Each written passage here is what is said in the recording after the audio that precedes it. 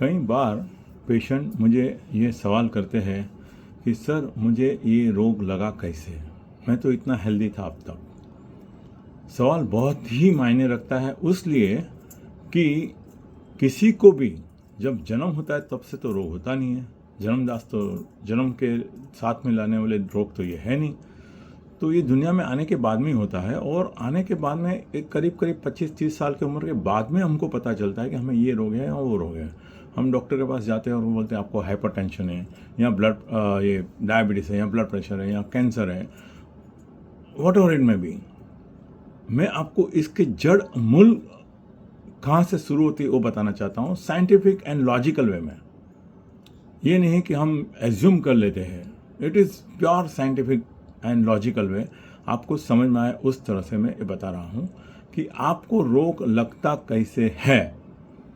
मेरे काफ़ी वीडियोस में सब मैंने बताया है, लेकिन मैं अभी उस सब को एक साथ में तार से जोड़ने को कोशिश कर रहा हूँ इस वीडियो के जरिए। पहली बात, हमारा जो सेल है, एक हमारी बॉडी पूरा 30 ट्रिलियन सेल से बनी हुई, लेकिन it has started with one cell.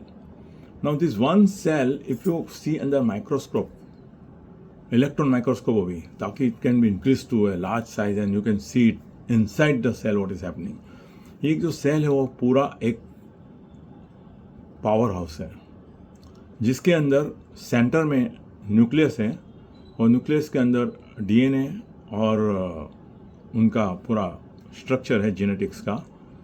और वहाँ से इंफॉर्मेशन जाती है मैसेंजर आरएनए को कि इस तरह से सेल को वर्क करना है। मैसेंजर आरएनए ये इंफॉर्मेशन लेके जाते हैं पावर हाउस माइटोकॉन्ड्रिया के पास और उसको इंफॉर्मेशन देती है, और बाकी के सेल को भी उस तरह से इंफॉर्मेशन देती है कि किस तरह से उस सेल को बिहेव करना है। अब आप बराबर ध्यान से सुनिए। बिहेवियर करने के लिए तो सेल को इंफॉर्मेशन दी गई है डीएनए से कि भाई अच्छे से अच्छा ही सेल बने। जो न्यू जनरेशन नया सेल जो बनता है, every month we see that we have got nails our grown, our skin new coming, hair new growth, this are all because of the cell division. तो ये जो होता है हमारा ग्रोथ सेल के अंदर, वो इन्फॉर्मेशन जाती है डीएनए से आरएनए को, आरएनए से पूरा सेल को, और वो सेल उस तरह से फंक्शन करता है। अभी फंक्शन करने के बाद में जिस तरह से हम बॉर्डर पे रुके हुए अपने सैनिक को इन्फॉर्मेशन देते हैं कि चाइना और पाकिस्तान से लोग अंदर घुस न जाए, तो हम लोग सैनिक तो तैनात कर देते हैं, लेकिन सैनिक को चाहिए क्या? उस प्रोटेक्शन को बरकरार रखने के लिए सैनिक को क्या चाहिए? Ammunition power. जो मोदी जी ने दिया एम्यूनेशन पावर, तो आज कोई अंदर घुस नहीं सकता है। नहीं तो पहले भी वो सैनिक तो वहीं थे, लेकिन वो मर जाते थे, they used to die off. उसी तरह से अपना सेल जो है उसको भी एनर्जी चाहिए, और एनर्जी मिलती है माइटोकॉन्ड्रिया से। और माइटोकॉन्ड्रिया को दो ही चीज़ चाहिए, एक है ग्लूकोज और दूसरा है ऑक्सीजन। ये दो चीज़ अगर उस सेल को मिलती है प्रॉपरली, तो वो सेल फंक्शन बराबर करेगा। जिस तरह अपने बॉर्डर के सैनिक लोग अभी हमको प्रोटेक्ट कर रहे हैं, क्योंकि उनको दोनों चीज़ बराबर मिल रही है।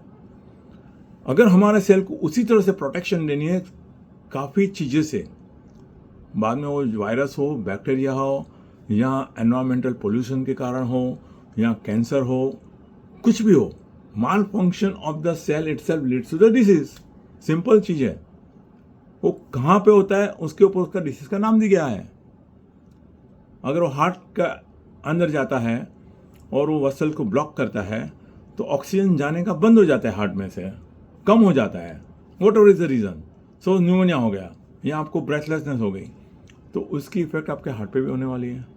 आपको माइल्ड हार्ट अटैक आ जाता है कभी कभी, वो डॉक्टर कहते हैं कि आपको हार्ट अटैक आ गया। पर हार्ट अटैक आने की वजह क्या थी? वजह lack of oxygenation from where. आपको ये ढूंढना है कि आपका ब्लड सेल का ऑक्सीजन कैरिंग कैपेसिटी कम हो गया, या लंग में से ऑक्सीजन फिल्ट्रेशन बराबर नहीं होता है, where it is a problem, या आप उस एनवायरमेंट है जहाँ से ऑक्सीजन ही कम होता है। फ्रेंड्स, आप बराबर समझ गए।